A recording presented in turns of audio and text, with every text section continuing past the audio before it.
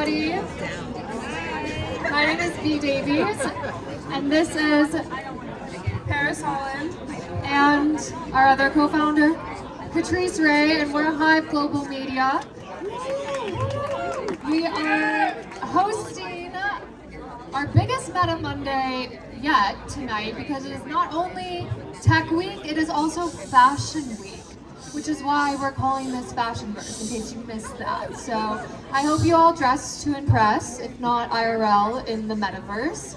We have, oh, and just when I said that, the Metaverse disappeared. You can imagine it, or maybe someone can fix my laptop for me, Dave. Thank you.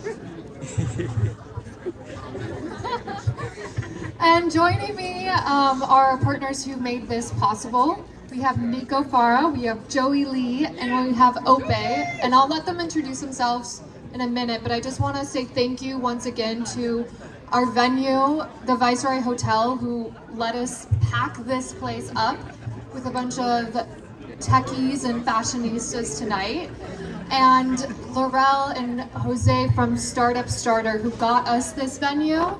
If you're out there, we love you. They're also running Investment Week next week and a bunch of events during Tech Week, so they're busy. And we're so happy they made time to partner with us. And then we also have The Found, who Nico is a plug for that. So I'll let you say a little bit about The Found and then introduce yourself. But real quick, Hive Global Media, if you're not familiar, we're an XR media and production company. So you'll see some of our artwork around tonight. You'll see one of our Metaverse platforms. We're multi-platform. This is our spatial Metaverse, and you can come and hang out with me and my avatar and my giant cat anytime you like. The cat is always there. I am sometimes there. But yeah, I'll let you take over, Nico. Thank you. And I think we're going to do a quick intro of what this idea of like metaverse fashion is and digital fashion, because I know not all of you are in the fashion space. So we're going to get to that as well, right? Oh yes, after you introduce yourself. All right, cool. So I'm Nico Farah, and I am an engineer by training who loves fashion and pop culture. So I found my way into this industry over the past 6 years. I built different technologies and communities around the intersection of emerging tech and pop culture. And before AI was even cool, we were building like virtual Tryon solutions, size recommendation, style recommendation, all with computer vision. And we're still far away from full adoption of all these technologies, but we were innovators in that space. And then I founded a community of digital fashion designers and fashion tech enthusiasts in the Web3 space called the Fashion DAO. And we had lots of events physically and virtually back in New York. And we have been all about promoting more sustainable way of expressing ourselves. And I'm also very active in the immersive experiences side and gaming this space. I'm on the board of International Game Developer Association here in LA. We're going to do events with them as well. Would love to have you all in there. And I host a weekly live show on LinkedIn and YouTube every Tuesday, 9 a.m. PST. You can catch us tomorrow. And we interview thought leaders in the intersection of pop culture and emerging tech. And through all of this, I have met great people, including Ope, who have been innovators in this space. And I had the pleasure to be on the panels with them or work with them. So you're going to hear some of our experiences. And Joy is an amazing innovator in this space and gaming as well. So grateful to be here. And thank you for all of you for being here. Thank you. Yeah! Hi everybody, I'm Joey Lee, CEO and founder of Pixel Canvas. So we are a Metaverse platform that have done a lot of virtual experiences for global brands. Recently described as Roblox for adults, which I really liked. A lot of people resonate with that one. But yes, Is that trademark? Can I take it? No, I took it first. But no, we do a lot of like photoreal Unreal Engine 5 experiences for brands such as Verizon, LG, most recently TSMC, Taiwan Semiconductor Manufacturing Company, which a lot of people tend to not know what that is, but it is the 9th biggest company in the world. It's very serious. We do these virtual experiences for e-learning, or just like for consumers to come in, learn about what this brand is and engage. So for me, I've worked 10 years before this, starting Pixel Canvas as physical event design, working with big brands like AT&T, Amazon, and Toyota, right? So transitioning to the virtual space. Actually, they're playing our video right now, so everybody look on the screen there. Some of the work that we do, very Unreal Engine quality, web-based. So we use pixel streaming. So all devices, you can come in from your phones, laptop, desktop. And this is the event we did 3 weeks ago with Epic Games in London. So I will talk a lot more about that during our panel. So thank you.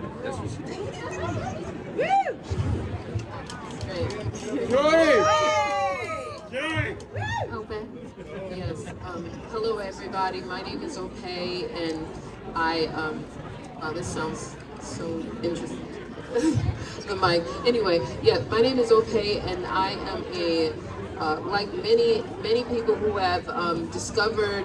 I represent the people who have discovered technology. I have my slides up there. Thank you so much for compiling that. This was, I've done work as an AI fashion designer. That's my last endeavor.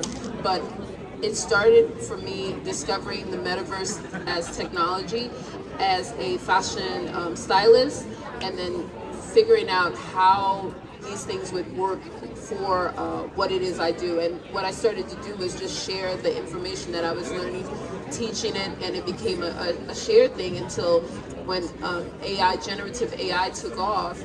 I entered a competition which was AI Fashion Week, and was able to excel at it and be one of the finalists and discover my collections from AI design to actual physical garments that sold very well for Revolve, and just always discovering how fashion technology works for what it is that we do in fashion, and just bringing out our creativity. That's been my biggest discovery, and it has taken me a lot of places.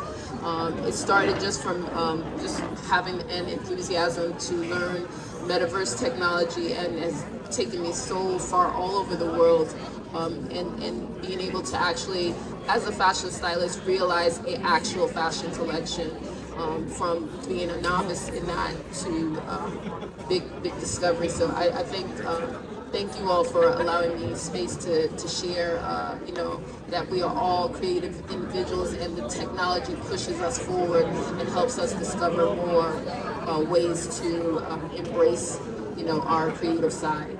Thank you. Thank you, and thank you each so much for joining us.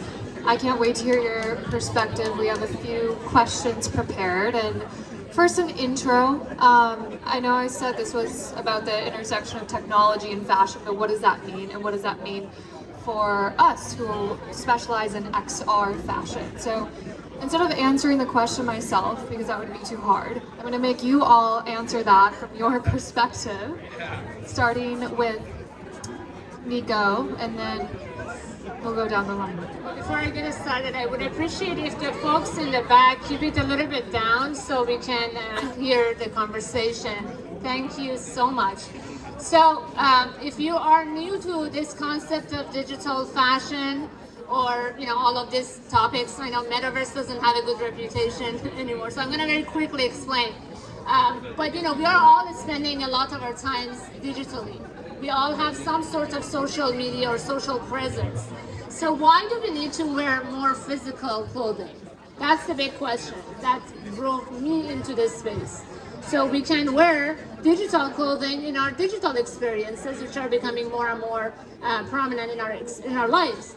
So that's the main thing about digital fashion. You can wear in your digital experiences, and you can wear things that you can't wear in the physical world, like waterfall, fire, things that are really cool and really expressive our passions and interests, but it's just impossible to make it in the physical world.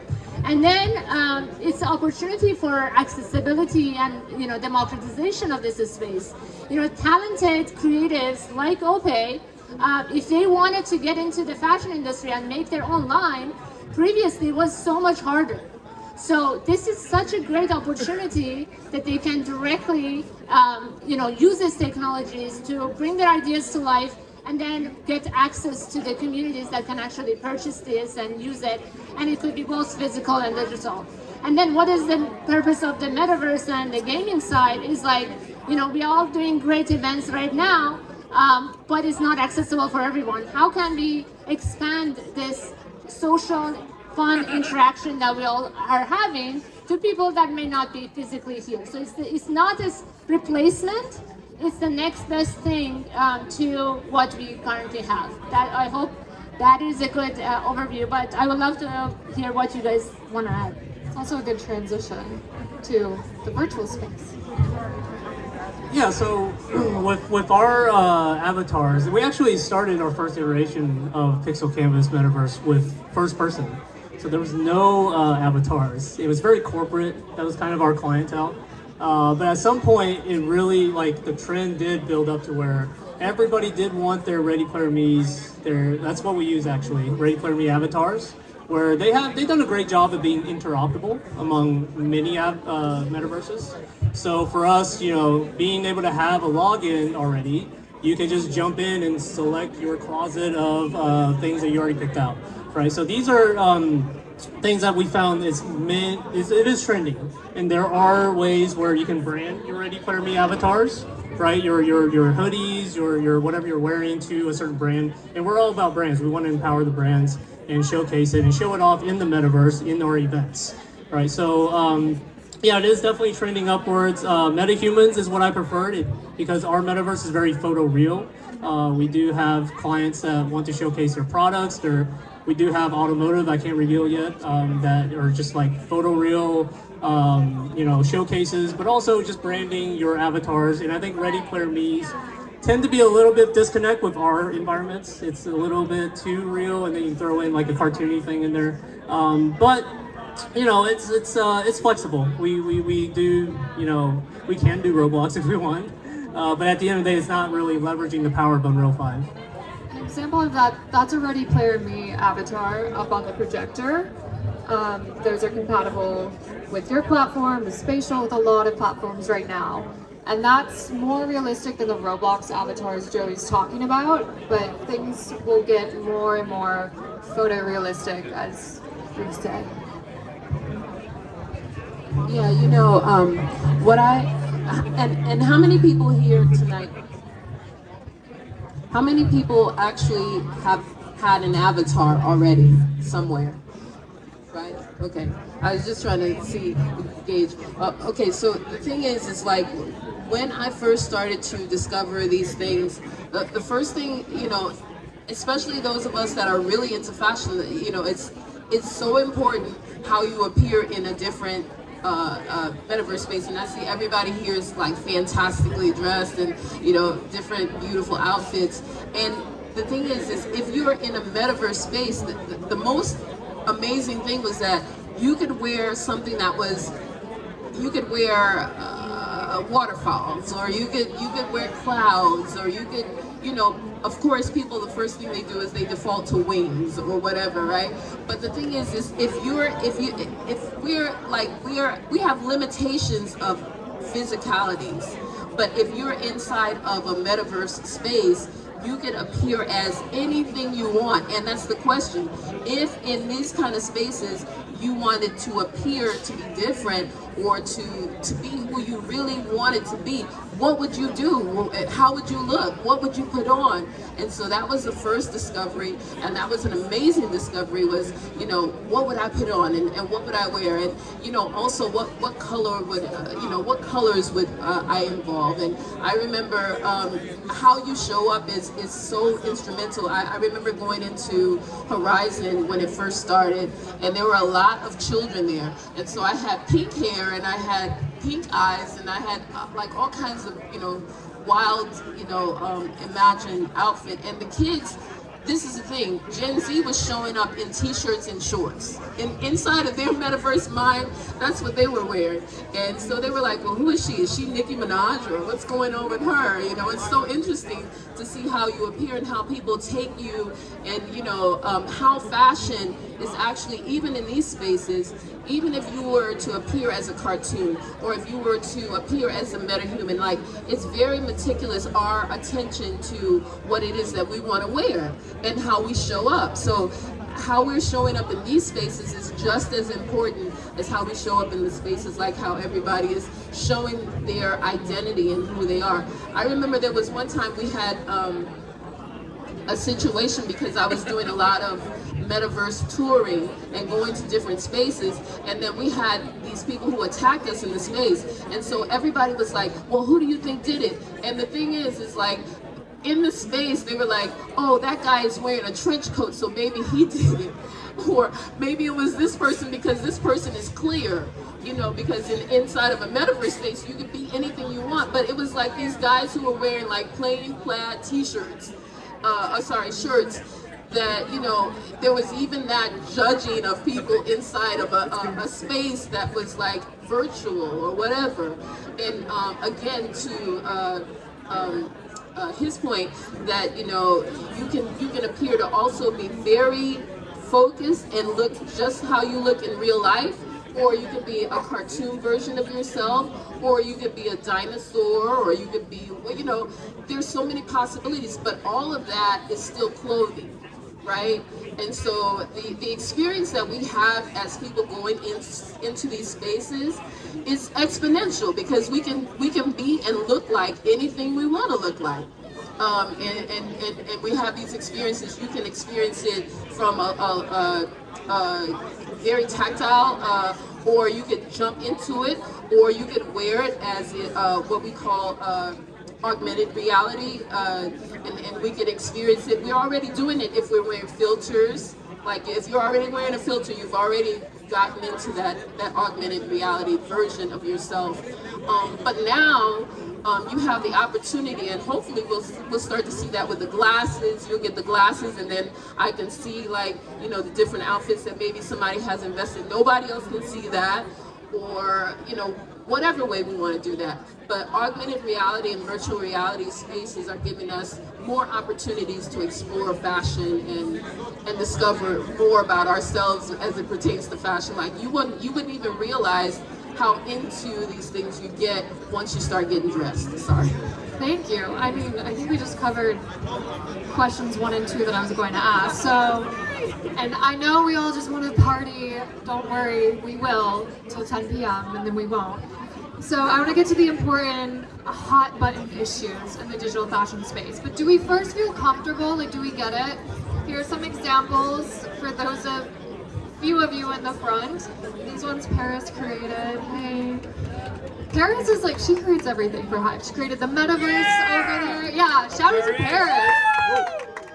Catrice and I, we keep it together in other ways. But, okay, back to the hot button issues that Nico came up with. Thank you. Usually ChatGPT is coming up with my panel questions, so thank you so much. These came from a human, I think.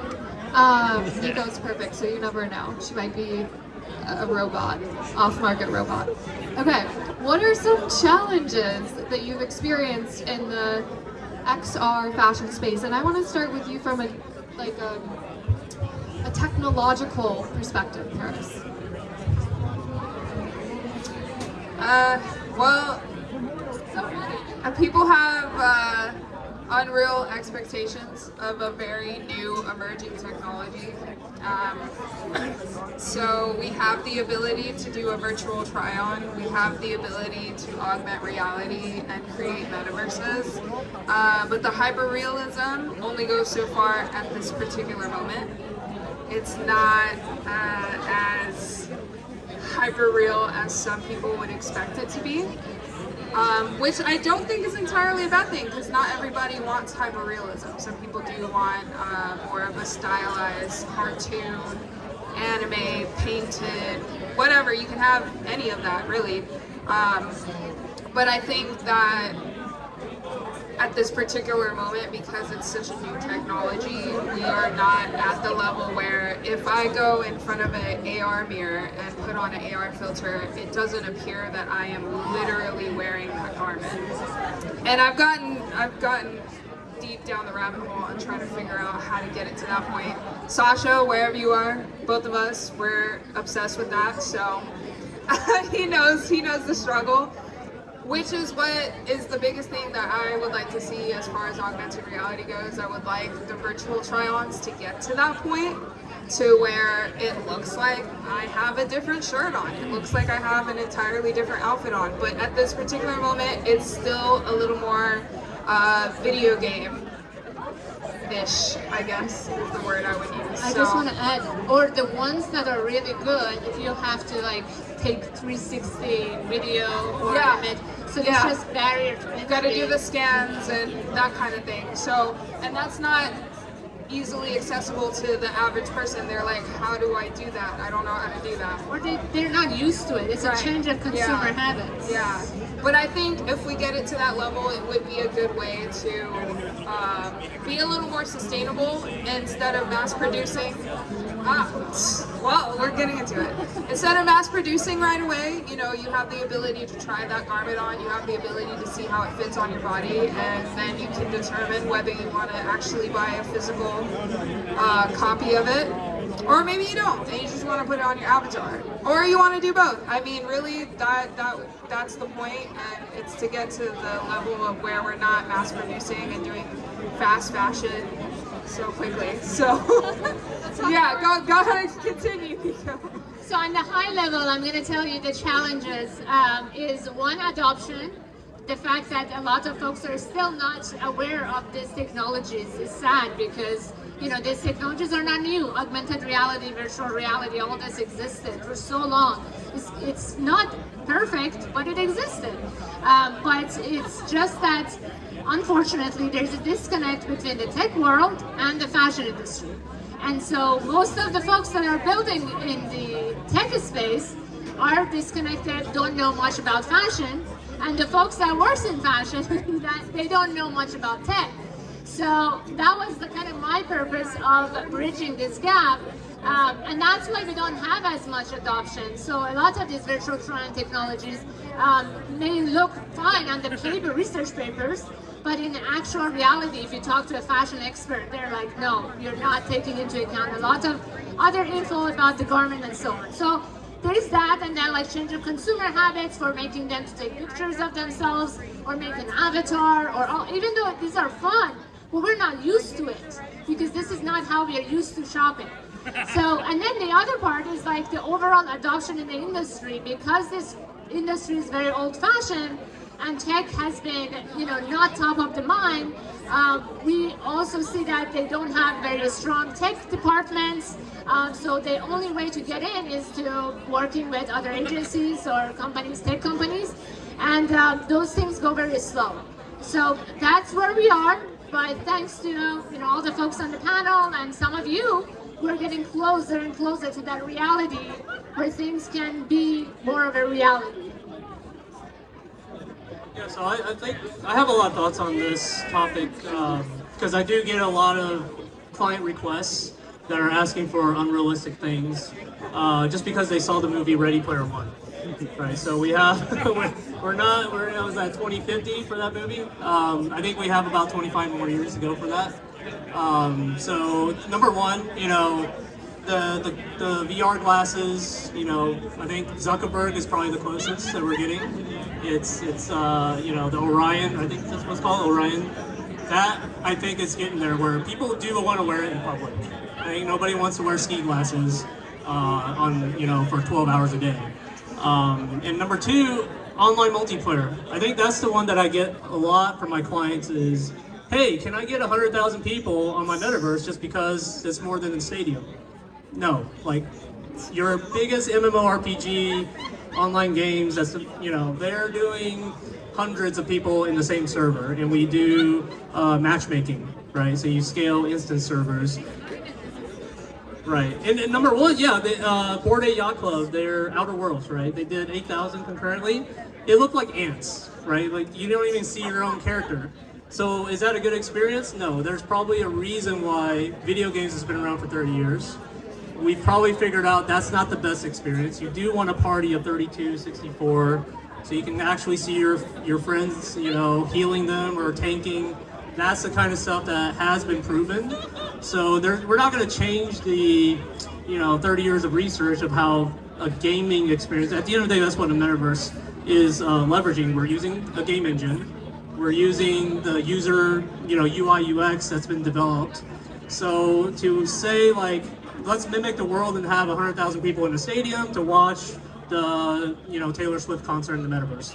That's not, It's even unnecessary because you can just replicate this like 100 people space and they can all watch the same thing.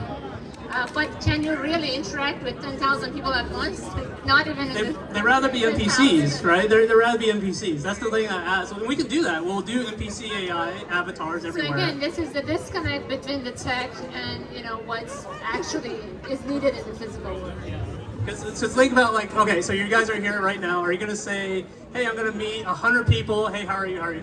So imagine 100,000 people in the metaverse. Are you gonna actually care this person's an online real player next to you or is an NPC? Right? It's the exact same thing. It's like, it doesn't matter. You're not going to. You'd rather have a party of 16 that of your friends, of your group that you're communicating with, and you're having a good time. Quickly, what NPCs non-playable characters. So any avatar that is not real human behind it, it could be programmed to just do the same thing, or it could be an AI behind it. So that's my thoughts. I'll pass it off. Yeah, there are lots of different challenges in everything because I've come from a lot of other perspectives of having listened to people, having taken people into different metaverse platforms, having tried to build different things inside of different metaverse platforms and tried to build fashion inside of all the different platforms that I've experienced because that was what I wanted to do. I wanted to build fashion. And sometimes that was hard because there might be a curve to learning the decentralized currencies and things like that. I had to go through a whole thing about, decentralized finance that was a big learning curve. Also, my desires to create as a fashion creative, I wanted to create fashion in the different spaces, and sometimes like what Paris is doing is not easy for a person like myself who hasn't had a 3D background. Like I want to do that. So there's a need for collaboration. You have to be an outgoing person. You have to be able to connect with people. You have to really push yourself if you're one of those people that is strictly creative in your head. And I was saying this to a few people before. Like, I'm not a naturally outgoing person because I'm shy actually, but you need that because there are so many people that are creative around you that is needed for us to actually get together so we can propel everybody's genius, because everybody's going to have a different way that they contribute to the picture, and the only way that we could do it together is to get together. That's the main thing. The other thing is that there's sometimes a lack of enthusiasm because people are fearful of the technology. They feel like the technology is going to replace them. I sometimes feel like the people that would embrace it more would be from a gamer perspective, but not even that they're gamers necessarily, but because they're coming up in the Gen Z or the Alpha generation, clique, and it's harder for to have these conversations with millennials or Xers. And sometimes boomers, because they're people that embrace it throughout, but it's harder to find the embrace without people being so fearful that it's going to take over their job. And the thing is you have to learn language. Like, it's a machine, it's a language that you have to learn. So there's no way that anybody else could do it unless they actually know the language. You know what I mean? So, and what I'm saying is, everybody here does something very specific on their job. and you know the language of that. I would know the language of, like, I'm trying to make AI films, right? I don't know the language of a filmmaker. So I'm not a threat for a filmmaker because it would take me forever just to make the camera pan in the discovery of that, right?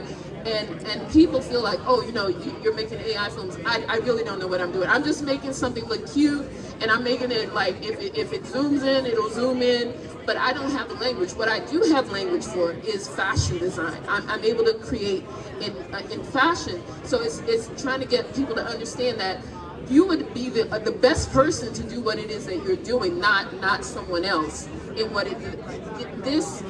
these technology things are tools to help you be the best person that you already are. Like, it's gonna make you discover your fullest potential rather than take anything from you. Yeah, thank you.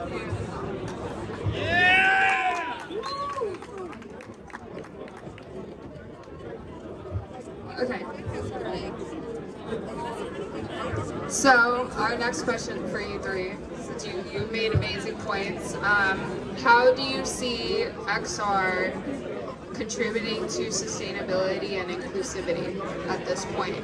After all of the things you've done and all the things you've been involved, where do you see it going in the next 5 to 10 years?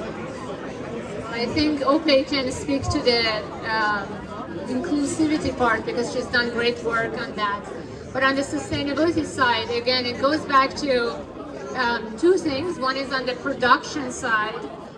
If you have been in the fashion industry, it's one of the most polluted industries. And if you're not in the fashion industry, you're still buying clothes, you should know that it's one of the most polluted industries. And so how can we prevent that from taking over the world? And this is where the digital fashion and these technologies come in the production for sampling, design. There are a lot of waste that we can prevent. And then the other part on the consumer side, again, we have a lot of waste. When you buy clothes that is not your fit or it doesn't look good on you, that's what the virtual try-on is for. That's what the size recommendation, the style recommendation, all these things are, because a lot of us are shopping online and we don't know how it's going to look. We don't know how it's going to fit. So how are we going to make the right choice? Instead, we are buying 5 different versions and then just returning, and we think it's free. Nothing in the world is free. So you are you're contributing to waste, and the air you're breathing is free. yeah, and not Oxygen is free. even that. No, it's not. Oxygen is free. I mean, it's just, you're paying tax for. But anyways, so yeah, it's just you have to be more conscious, and so these tools are going to help us, make a difference. And so I'm a big fan of it just because it makes a difference. I'm vegan, I care about the environment, and we should start incorporating these technologies for good. So I can speak on the technical side of sustainability. I think right now to run these metaverse platforms, it's all servers. It's all servers. To give you an idea, we are using, it's called pixel streaming technology. We're using these server farms or data centers to run these events, some up to tens of thousands of people per user per machine, right? So now you're looking at a lot of power, lots of, there's a lot of work there to do. 4 years ago, this technology was astronomically expensive, didn't make sense at all. And that's why there are platforms like Spatial and the WebGL ones that made a lot more sense back then. And you do see a majority of platforms going with the Unity WebGL solution. Whereas I was one of the few, I was like, you know what, I need to look photoreal, I need my Unreal Engine quality, let me do this. The servers are going to come down eventually.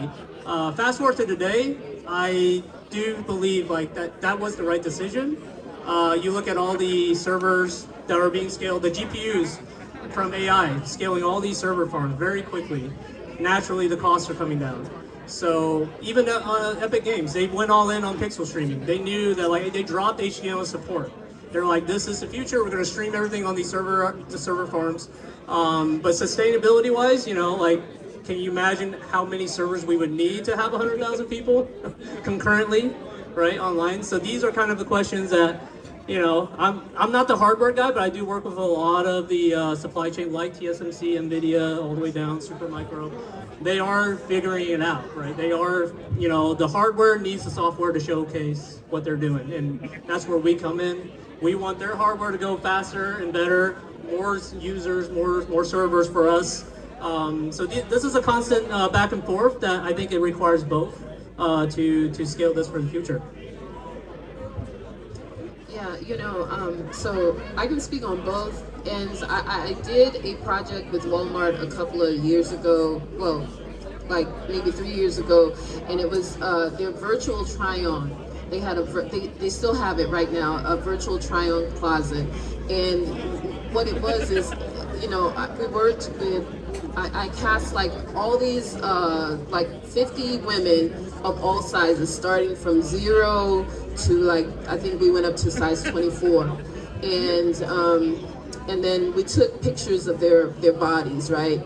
And when you go on Walmart, for some of their clothing, you can have a model that is closest to your body type, because we did all kinds of body shapes, right? And this was like their early thing of getting into with a company called Zkit, getting into virtual try-ons and augmented reality and trying on clothing to see how it looks on you closest to your body, everybody's body type. And now I think they have developed it even more, where you can turn the camera on yourself and it reflects to your own body now, right? But when we first did it, it was like trying to work with the tech team, because then not only did we did all the bodies and scanned all the bodies and lined it up. We took pictures of all the different women in very minimal clothing and matched something to their bodies. And then when we were styling the pieces, I had to style the pieces so that it would fit onto the body, and that mapping the body, this is something that it started 3 years ago. It's gotten a little bit better. It's going to get much better in the future, right? We'll be able to try these clothes on. And I've worked with other people that I had interviewed, like when they were first starting, like there was I'm forgetting her name right now, but she had a thing that was called "This Dress Does Not Exist." She had a website, and at that time, this was right at the pandemic time. I was discovering digital fashion, and I was like, well, what are we going to do with digital fashion? And she was taking pictures, and you could mail in your picture of yourself, and they would mail you back something that you would be in an outfit that you could post on Instagram or whatever.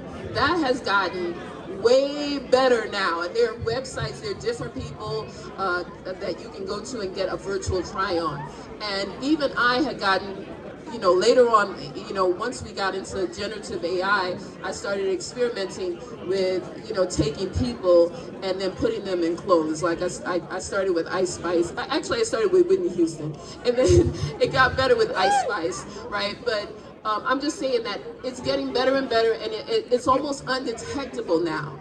So in another 5 years, we'll be able to wear whatever we want to wear, however we want to wear it, in whatever shape and form. I'm just looking forward to seeing like how it might be, like like out here in in the world, and I can't imagine. Yeah. Well, that leads me to my final question, and then we can party, which is, what is the future, or the future that you see, especially based on what the niche you have in XR fashion, in a sentence, if you will? I'm hoping that we can create better user experiences, so that bridge that I was talking about is actually, the gap is filled. And we would not be thinking of Metaverse as something scary.